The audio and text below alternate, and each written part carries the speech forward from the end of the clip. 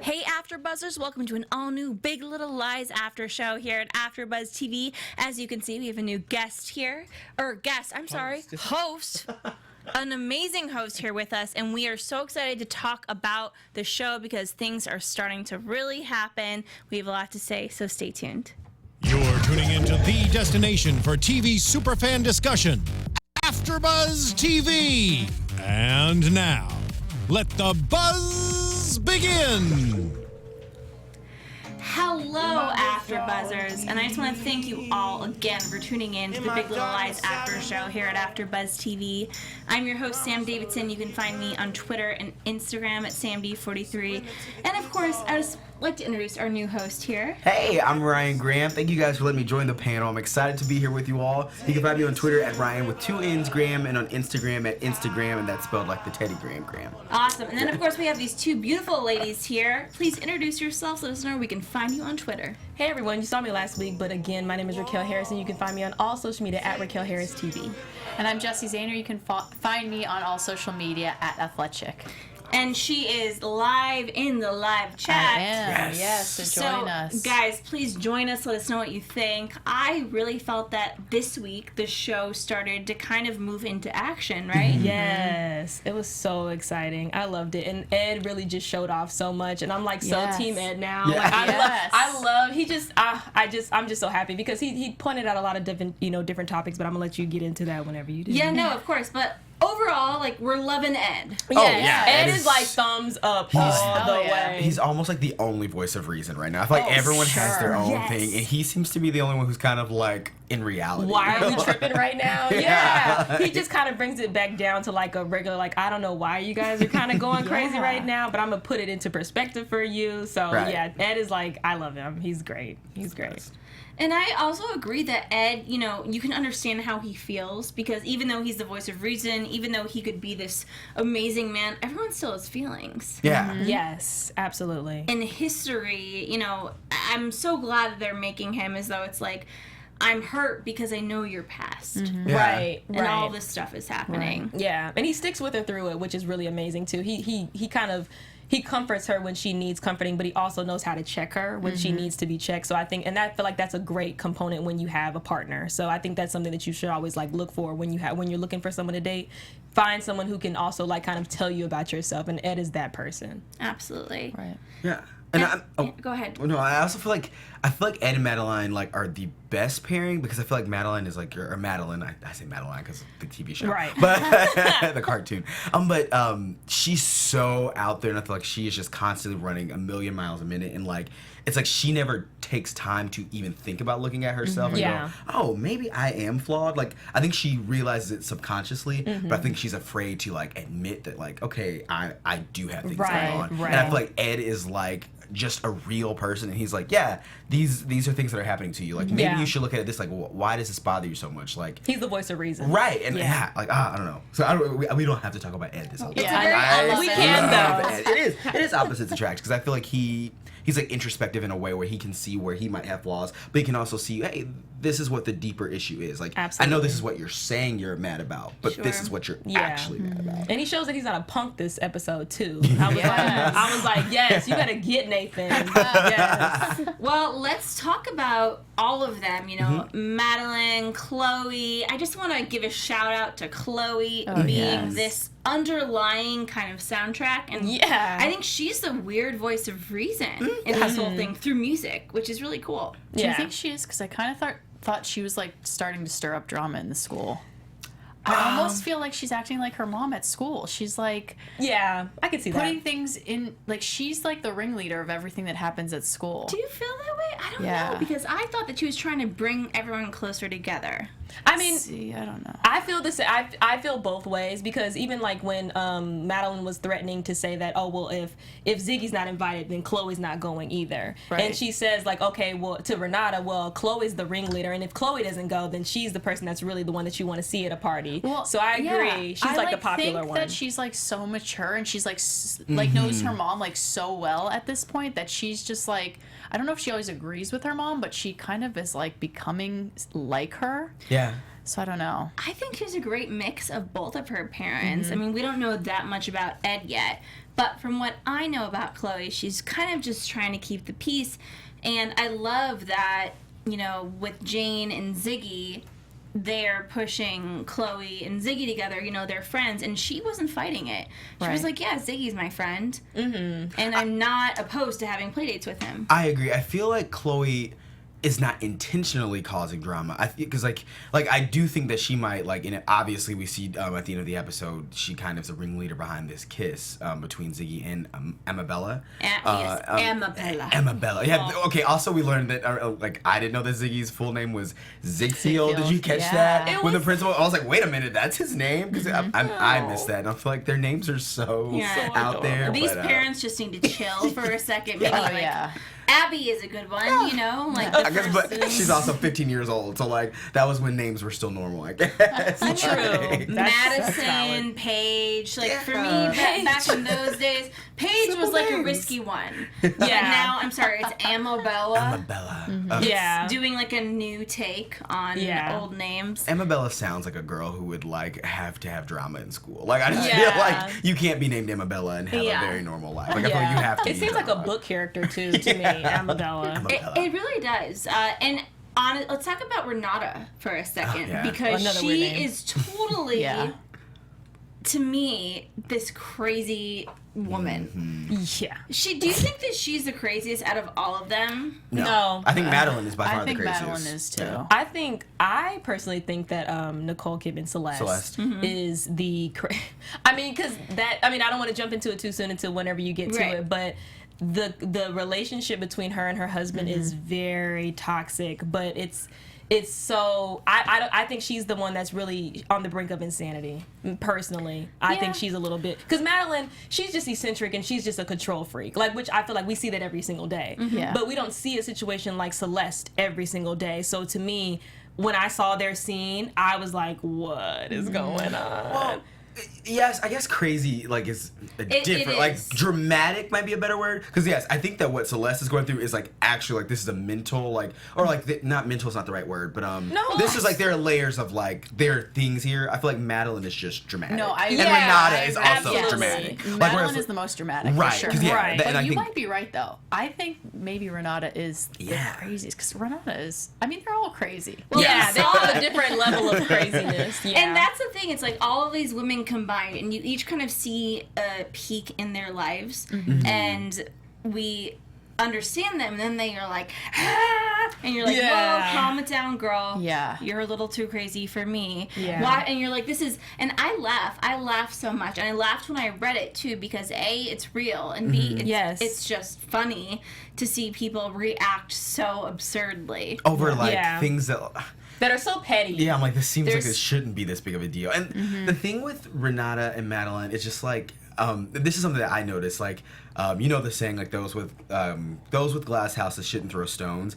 And then, like, did you notice that every time something was happening, either with, whether it was Celeste in her scene with Perry, or it was Renata and her nanny coming in. Her husband. But then when her nanny came in and she was standing in the window and like she's like, yes, I know that they're. She's like, thank you, and she yelled at her to go away. Or if it was Madeline when she left the kitchen, big windows were everywhere, and I'm like, you see these glass houses, like literally they all have these huge windows in their houses, and it's like those in glass houses shouldn't throw stones, but they're constantly throwing stones. And so that was just something I noticed. I was like, it's funny because they all are sitting there with glass houses. And I will apologize to you guys for talking about the book too much last week. I don't want to give any spoilers, but I don't think that I was. I think that I was just giving a perspective from reading a book, because I think that things are changing. Things have already changed so much in the 2 episodes from the book until here.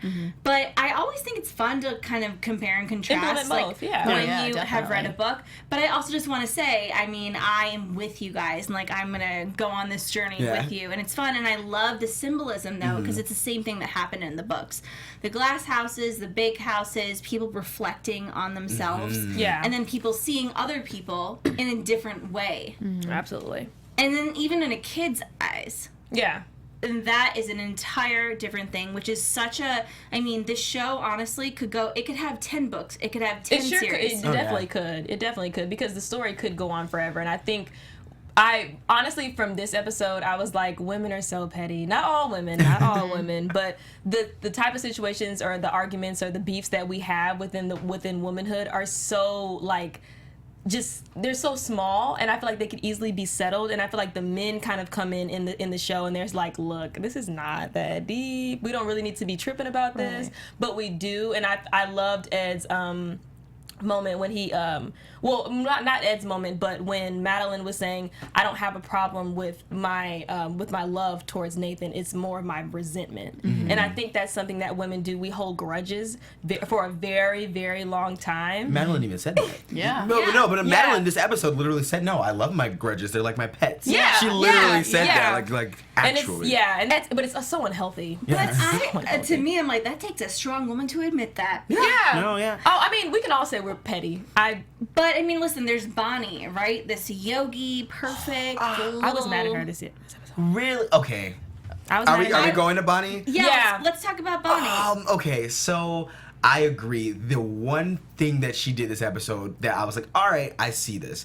You should not have taken Abby to Planned Parenthood. Like, and the least you could have done, not even the least, you should have immediately called Madeline. Yeah. Like, Absolutely. hey, this is what your daughter's doing. Like, I get having those conversations and playing the role of stepmom because you are a mother figure in Abby's life. I get it. But I mean, I'm not a woman. I'm not a parent, so I can't truly speak to this experience because I haven't had it. But I would imagine that I would go to their mother or father and be like, hey, this is what they're coming to me about. I want to help them, but I feel like I'm crossing a line. That's not my by doing place. this. Like, Yeah, I think I for would have sure. conversation. Like, I don't think she was wrong to discuss it with her, but I think actually taking her there, that I think you definitely crossed the line. Because at the same time, what were the steps prior to that? So I went to Bonnie and talked to Bonnie about wanting to be on Planned Parenthood. Then I said, okay, can you take me to Planned Parenthood? And then afterwards, I have, whether it's condoms or birth control, and then you still haven't talked to the parent. Yeah. That's out of line. Like, I literally was like, wow, Bonnie, I was really rooting for you, and now I'm not. So, no longer. Well, here's my thing: is like, does Nathan know that all this happened? Yeah. Yeah. Because like, how could you not say like, we need to contact Madeline about this or something Nathan, like that? to me, is the villain in this entire thing. Yes. It's his fault. First of all, Bonnie, how old do you think she is? She's Zoe Kravitz, who I think is It's like well, she's like 27. But I mean, was so young in comparison to like the other mothers. Yeah. Right, Like, right. like in real life, Nicole Kidman and Reese Witherspoon Or like, Well, they're and probably like then- 47. yeah, And like that in the was her. book, I will say, in the book, she was very, very young as well, in her 20s. So I think that's kind of saying the same thing. And she doesn't know what she's doing. Basically, she's as close in age as she is to Abby as she is to Madeline. There's this like weird thing. So she's juggling and she doesn't know what to do. Yeah, and then you have your own kids. So where I guess I don't feel like the conversation was wrong. At least that's my perspective. I'm like, talking to your stepdaughter about that, I feel like, okay, that makes sense. Yeah. Like, am I the only one in that camp? Because I'm No, like, it's I think fine. that... Don't drive her there. Yeah, I agree. I was upset though, and I felt so bad for Madeline because I don't know if you guys saw that kind of like that dialogue that she was having with herself, saying, "This is my daughter. This is my daughter." And that really hurt me to see her do that because, again, like I mentioned in the first episode, I feel like she feels like she's losing her daughter. Right. And if anything took it further than that, that was this moment. So I feel really bad for Madeline because I feel like she's trying to gather everyone together and she's trying to love on everyone, but at the same time, there's so many different components outside of this that are trying to steal it away. Yeah. So, and I feel like also too, Nathan is just perpetuating it even more by saying like, oh, well, I mean, did we really need to reach out to Madeline? Yeah, you do. Yeah. That's my child too. I think that's probably where Bonnie was coming from. She was like, well, I talked to her dad. And like, as a young person, I can imagine being like, yeah, that makes sense. Like, I would think, I talked to one parent, that's good enough. Like, I can imagine why and she who did knows that. what that conversation with Nathan was like. Nathan was like, oh, I'll tell Madeline later. Like, who Also knows? true. Also, I think you touched on a good point about her feeling like she's going to lose her kids. I definitely think that's her issue here. At the same time, and I don't have kids, so I can't say this, but like, her daughter is being like a ridiculous teenager. Yes. Like, I cannot stand, like, if my daughter was treating me like that, I would lose it. You don't even know. So sometimes I just feel like, fine, go. Get out of my house, go. Yeah, I know. You get to that point where you That's just what like, I feel like for her. I'm like, why do you even want this kid in your house anymore? She's driving me nuts. Yeah. But I'm not a parent. Yeah. I mean, I don't know. I But guess she's driving me nuts. I guess I also feel like Madeline is like, yes, losing her kids, but like also she's running them out of the house. Oh, like I feel like yeah. she's also like, she is a mother who's so like she runs a million miles a minute, like she's constantly doing, and I feel like she is doing so much that she doesn't ever take time to actually sit and experience. And so I think she's just obsessed with what everybody else is thinking. Even when she was doing, even when she was trying to get back at Renata and the kids' birthday party for not inviting Ziggy, it was like this has nothing to do with the kids. Like I know that's what you're saying, but like no, that's not what this is about. This is about Renata. Like this is about it's always about someone else. It's never about the kids, and I feel like that's why I'm like I don't feel bad for Madeline, because I'm like, you are creating this. You were making a bed, so that's you're gonna have to actually lay exactly in it. what Ed says too, and he says like this is gonna hurt Chloe when she starts talking about Chloe's not gonna go to Annabella's birthday. Yeah, because what if Chloe wants to go? Like, Right. What if she really wants to go? Well, see, I mean, and then Chloe is Ziggy's friend, so I would think that probably Chloe won't want to go because Ziggy's not invited. So I mean, I feel like it's gonna solve itself. At the same time, like as a kid that age, like do you think of that? Yes, though? I don't think as a kid at 6, I don't think But she's smart though. She's smart. Well, as a You are, kid and that age, though, Chloe I mean, is. you're I'd be gonna like- want to go to the Ice-capades, Disney, for whatever. Frozen, Yeah, for sure. I mean, it's a manipulation on Madeline's part, but Yeah. also, kids are gonna want to go to that, and it was mean. I remember when I was younger, there were kids that would hand out invitations, and that's against the rules. That's not right. If you're not going to invite every Everybody. single freaking kid in that class, you cannot do that. I mean, Did you hand out invitations? I disagree. You Just a little do? bit. I mean, if I don't want you to come to a party, then I won't. Well, that's why you send them in the mail. Yeah, or just do it. No, Like, valid. fine. No, I think it was very petty of her to do it in front of everybody, right. for sure. And I'm just especially saying to, in like, class. Everyone Except except for for one. Ziggy. I'm like, that is the pettiest point. Yeah, like, it's like, yeah. all right. No, Like, this is I agree clearly with a that. target. And at the same time, it's like, well, I mean, it will eventually unfold, but I'm like, where was the teacher when all of this was happening? Like, why do we not know if Ziggy actually choked her or not? And then why did Ziggy kiss her? Where is the teacher? Why is she never present? She's worried about this hippo, but she's not. I'm like, why are you not actually watching? I mean, I'm not. Again, I'm not a teacher, so I don't know. Before teachers come at me. Crazy. None of us are parents. Yeah, right? I'm not a parent. I'm not a teacher, but I'm just imagining that if you know these two kids have an issue.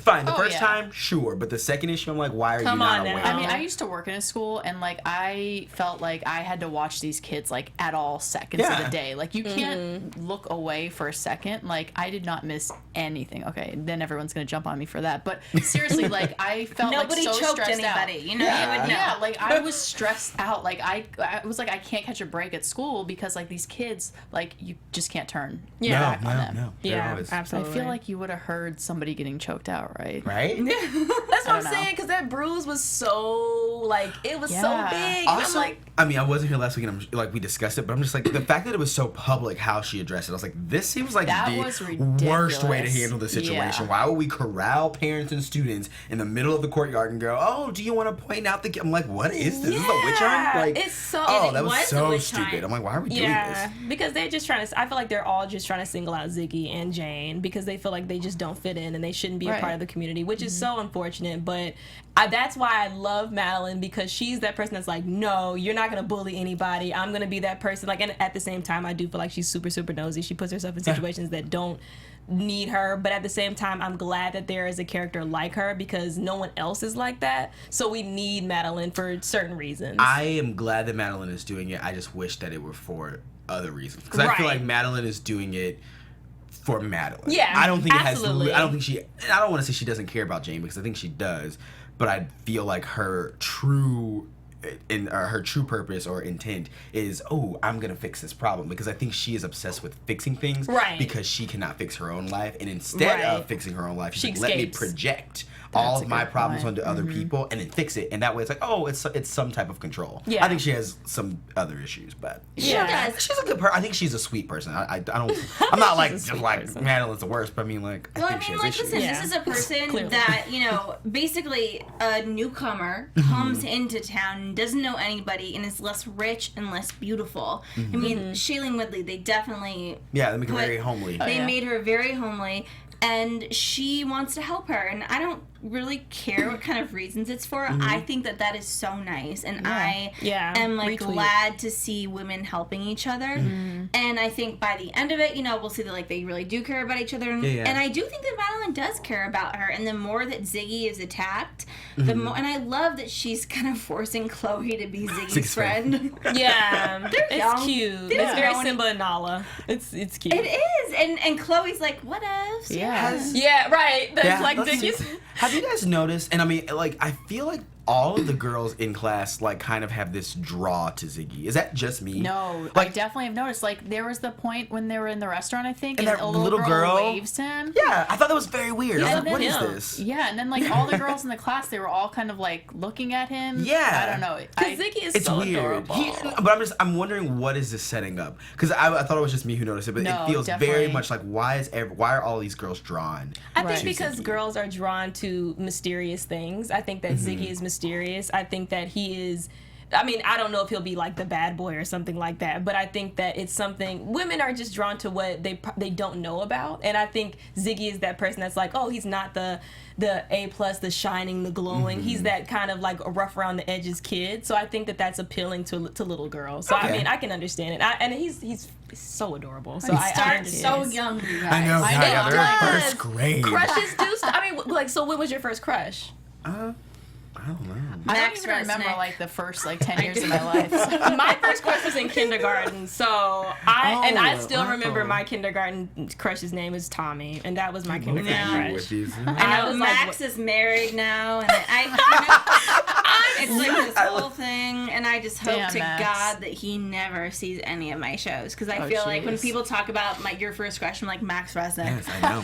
Oh my God! And I'm also aware of what he's blast. doing today. Yeah. Actually, you know what? He's a news anchor, which is Wow. Yeah, I know. We were Nice. totally meant to be together. Yeah. I love that. You know what? He's balding and his hair turned a little. Yeah, it's weird. So I'm Little good. lies. Long story short, I'm good.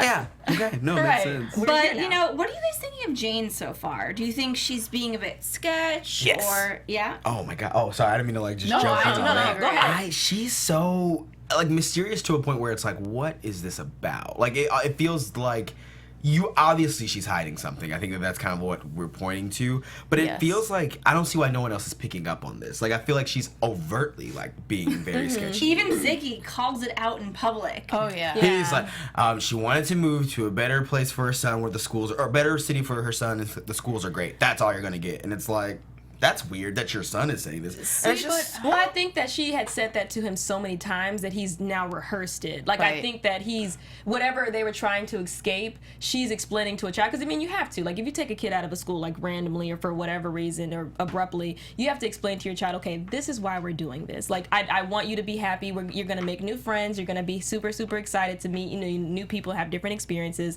And I think that she's told him that so many times that he's like, you know what? I now know what to tell people if they ask me, oh, so what brought you here? Yeah. So, I mean, I don't know. I mean, Ziggy is super, super intelligent, but you can obviously see that there's something that has impacted him negatively. Yeah. But, I mean, Jane, to me, this episode was a little bit less about her. I mean, we kind of touched on her a little bit, but, I mean, Jane, I don't know. I feel for Jane because I'm that kind of loner. So I understand how she is, and I understand privacy because I'm a very, very private person, so I respect that about her. Yeah, I think that she's definitely mysterious, and like I'm wondering what she's hiding. But at the same time, I feel like if it was real life, and I asked like, "Oh, what brings you here? Like, why did you come here?" and she gave me that answer, I'd probably accept it and be like, "Oh, okay," because like maybe they're like I would think like a number of different things. Maybe she's trying to escape somebody, or this or that, or whatever, or it was just a bad situation. Like I don't know why, but like in real life, I would think nothing of it, but now that I'm watching it and I see like her at home and her with Ziggy and her phone call with her mom, now I'm like wondering what else, and like those weird scenes on the beach and stuff like that. So I'm like, but well, not it's knowing each that. woman like screams on, and I think we continue to see each woman scream on the beach, like into the ocean. And I mean, that sounds fun. I haven't tried that yet, but I know. maybe Has it anybody works. else done that before? no, I kind of want to. Scream? Yeah. Like when you're just trying. That sounds crazy, but it's not No, crazy. I don't think it does. I mean, super nuts. But I mean, it sounds cool. because you get energy out, and when you're, I I feel like, I mean, for me personally, like I keep a journal, so that's kind of like my way of screaming in a certain type of way. I can get everything out without having to, I guess, tell the world about it. It's like your own, it's just for your eyes only. So I mean, I definitely feel like you need those moments in your life where it's like, let me just get this energy out, this stress, this, like, relieve it. So I mean, I loved that scene because I felt like everybody was like at a breaking point, was like, I've just had enough.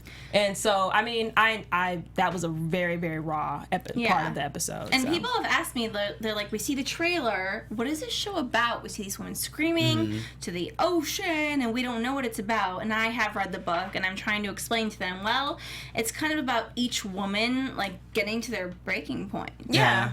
I guess, does anyone else find it weird? And I mean, this might be explained in the book, so you might know the answer. But maybe it's just casting, but Shailene Woodley as the role of Jane seems to be too young to be Ziggy's mom, and that throws me. And I'm like, I can't tell if this is just casting and like it's the book. She just okay. Yeah, when I look at that, I'm like, this feels like something is off about this relationship. Yeah. Like, and I mean, I don't know. I'm like, are you actually his mom? Like those are the vibes I'm getting at. And I'm like, I don't know how I feel about this because I'm like, this age seems off. Yeah, and I'm she's supposed to be that age. Well, okay, it just feels weird. Yeah, I'm like, yeah. I don't, and not like it, like almost to the point where it's like not, oh, I had a child young. It feels like there seems to be something else here. Like it doesn't seem like I'm just a young mom. It feels like I don't want to say like she kidnapped her or like this is her. No, that would be a twist. But I'm saying like it feels very like. Something's off. Something's weird about their ages, and no one's calling it out. So No,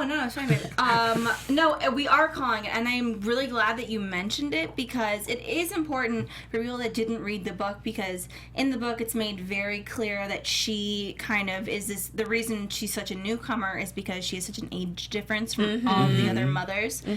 She brings a different perspective. Yeah, she brings a different perspective, and everyone's like, what the hell? And she's just this younger generation. And so in a way, we are also following her story, which is completely different than all the mothers. Completely different demographic. Absolutely. Like, money bracket, all of it. She is on a whole nother different wavelength, so that is interesting. And yes, I do think full of mystery. Yeah. It feels off. Yeah. Especially because No. I'm sorry. Keep on going, I know. baby. I just feel bad. I don't Talk over me. I really don't care. Well, we see next week. I talk over everybody. I know. I have a bad habit of doing that, so I'm trying not to talk over. But we see in the preview next week that she is at least denying the existence of Ziggy's father. I'm like, that's also weird. Like, even if you don't like his dad, you can be like, he's not around. Which sucks as an answer, but okay, like at least you're acknowledging that someone is my father. That's like, very harmful. It's detrimental to whatever he might feel towards men later on too. Yeah. So, but there could be a reason for that.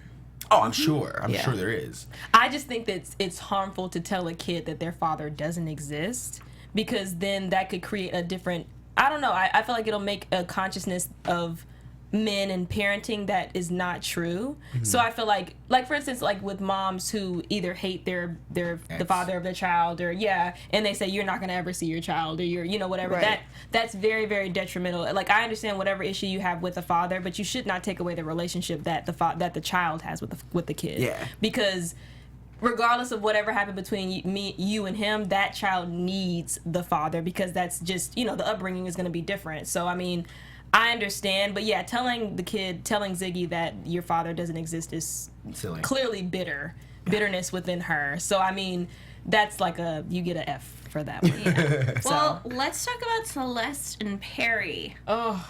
Yeah. Wowza. They are stressful. They are so stressful. He's terrifying. Like, he is. Did you watch True Blood? Yeah, I love him in True Blood. Okay, so Alex these Skarsgård is two- amazing. No, I didn't watch love it. True Blood. They didn't watch it, It's and okay. I mean, I'm not gonna lie, I'm very sexually attracted to Alexander Skarsgård. Wow. No, 100%. He's like one of the most attractive men on the planet. Like, if you had watched True beautiful. Blood, you guys would just Right there. take your pants off right in front of me. I'm not even kidding. No, he's he's insane. like a good 6'7". He's like cut everywhere, jawline for days. No, he's a great looking guy. It is like He's 50 beautiful. Shades of Big Little Lies. Yeah, right? They always said to cast 50 Shades, it should have been him. Really? But I think that would be too much. I feel like we couldn't handle it. I honestly think that the We couldn't entire handle it. theater would explode. What? No, he's so I'm sorry. attractive. Thank you. He is. Thank I'm you with so you. much. He's very I attractive. mean, honestly, Celeste, they're so they're just so hot and cold, and it's like I understand, like their passion is, I don't know, and that's bad, but their passion is attractive. Like I'm kind of that way where it's like that intensity or arguments kind of like they don't arouse me, but they don't hit you, right? Yeah. No. That was weird. No, now that's crazy. But at the same time, some people are really into that. Like, I mean, even when people have sex, some people like to be hit. Some people like to be spanked, or they're into different things. 50 Shades of Big Little Lies, everybody. Yeah. But yeah, some people are into that. So, I mean, I think that, I keep saying Nicole.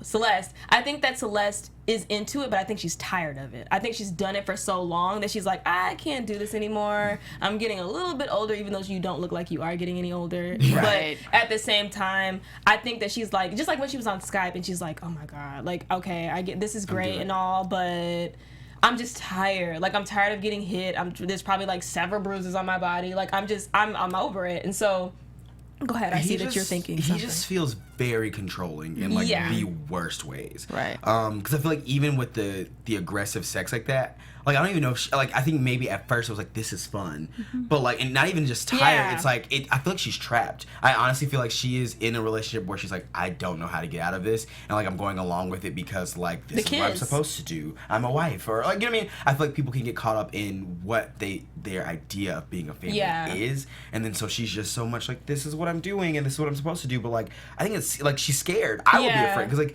just like when he got so angry. Well, orientation was yesterday. We met the parents. And he was. And I was like, that went from like 0 to like 1,000. Right. I'm like, whoa. Like I was honestly afraid he was going to hurt her in the car. Yeah, and then even too, like with the robe, like he mentions that he has something over her. Like, oh, is that the robe that I bought you? Right. Yeah. Like it was very like, just remember that. Like it's like, I know. He's very, very weird, but I think too, like I think Celeste is gonna have to tap into the fact of like, okay, you need to have your own money. You need to be able to be self-sufficient enough to be able to leave, because I think that's why she's trapped. She's trapped, one, because the kids by default. Right. But two, I think that she doesn't have her own money saved up somewhere unless she has like old money. Well, she had a career, right? Oh, yeah, she was a lawyer. did. She quit her job Yeah. for him, right? I do think that, she could if she would, but what do you guys think about the twins? Do you think that they're affected at all? Yeah.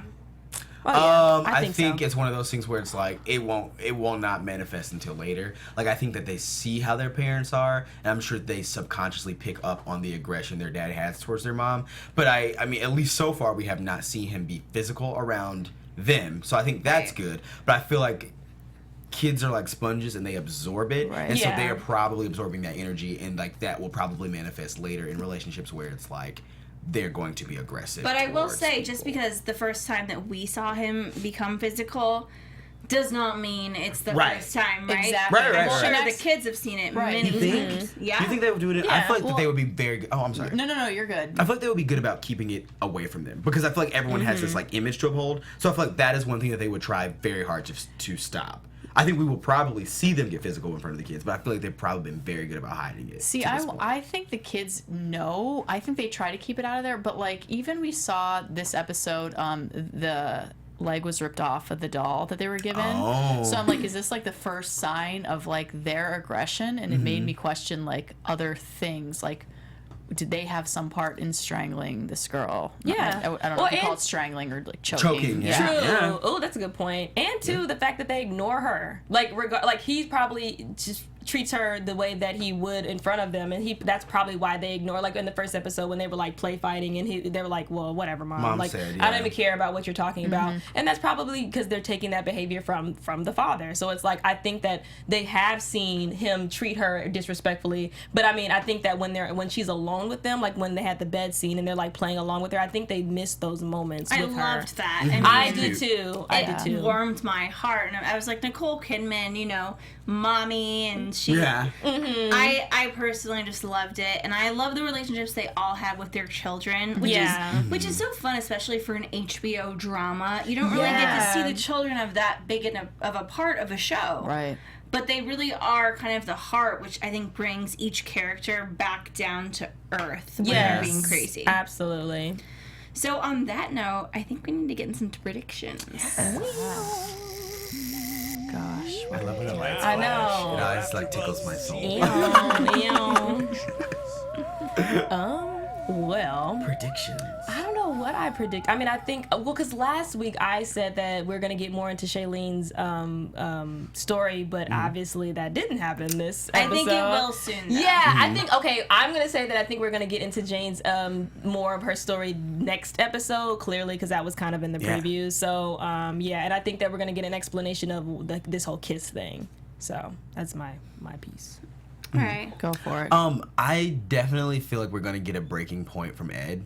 I think Ed's gone through a lot, and it's been through a lot, and he's been there for Madeline's character, or Madeline. And I think, because it annoys me when she brings up Nathan all the time. Yeah. And I'm like, stop bringing up your ex in front of your current, like, be happy and be present with what you have. And if you're not, admit it and handle it. But I feel like she's not, and I feel like Ed, because he's been so grounded, and like you see there've been like little flashes of him like not losing it, but like being more honest about how he's hurt, and I think that's going to explode, and we're going to see them have a conversation. And I also feel like Chloe's going to have her own drama, like because I feel like Madeline is so not aware of what's going on with Chloe. I think that Chloe's gonna have something even bigger happen, and she's gonna completely miss it, and it's just gonna push her right to Bonnie, and that's gonna eat Madeline inside. Yeah, even more. Yeah, I agree, and I think that we're gonna see more of Celeste and Perry, hopefully their relationship, and then also the birthday situation. What's gonna happen with Amabelle's birthday